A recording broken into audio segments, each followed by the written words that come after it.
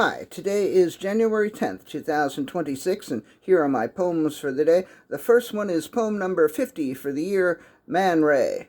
The Man Ray exhibit at the Met is only up until February 1st, so I hope you don't mind if, over the course of the next few days, I say a few words about Man Ray. In 1914, he painted a painting that he called Man Ray, and if you look closely, you can see that the painter has painted the words Man Ray in an angular, vaguely geologic manner. Man Ray was a clever fellow.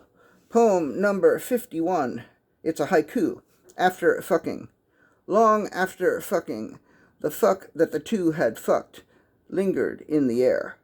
Poem number 52, The Condiments. He tried to catch up to the ketchup. He mustered up all the mustard he had. He ate with relish. Then he complimented the condiments for a job well done. Poem number 53, The Cabinet of Dr. Calamari. The cabinet was full of the calamari that the doctor had prescribed. The roommates, being film students, referred to the calamari as Dr. Calamari, so that they could call the cabinet of Dr. Calamari, after the 1920 silent film masterpiece The Cabinet of Dr. Caligari by Robert Wine. Although it had been prescribed, no one ate the calamari because they all knew that if they did, they would have to refer to the cabinet as the cabinet formerly known as the Cabinet of Dr. Calamari, and nobody wanted that.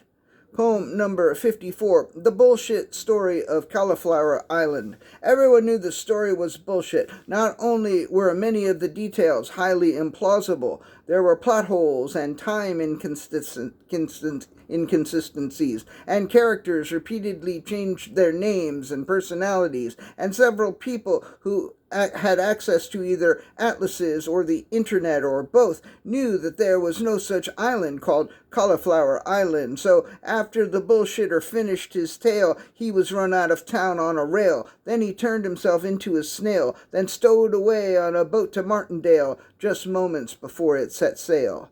Poem number 55, The Sterile Pamplemousse.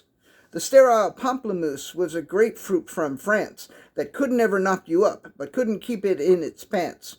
The pamplemousse would come at you with an ooh la la and a sacre bleu.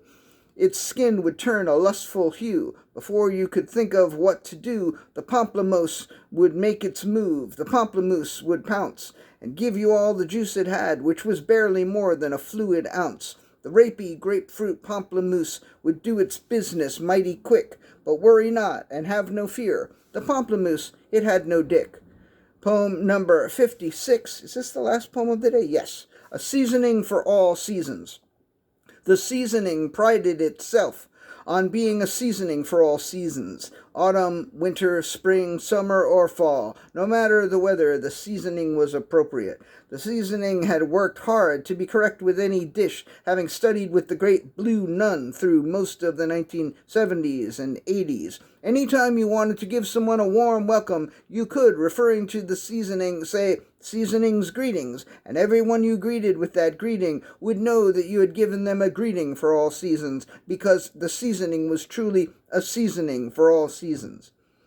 There may not be much more to say about this seasoning, but perhaps saying that the seasoning was a seasoning for all seasons is enough. All right, that's it. Thank you. I appreciate you.